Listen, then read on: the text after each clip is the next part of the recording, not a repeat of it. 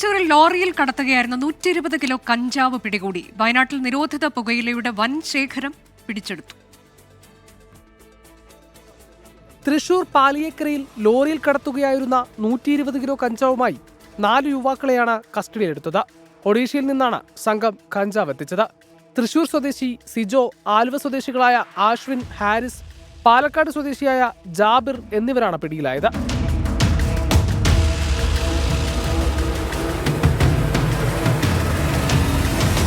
Kozhikode 5 kilo കഞ്ചാവുമായി ഇതര സംസ്ഥാന തൊഴിലാളിയും പിടിയിലായി. ഉത്തർപ്രദേശ് സ്വദേശി രോഹിത് കുമാറിനെയാണ് എക്സൈസ് അറസ്റ്റ് ചെയ്തത്.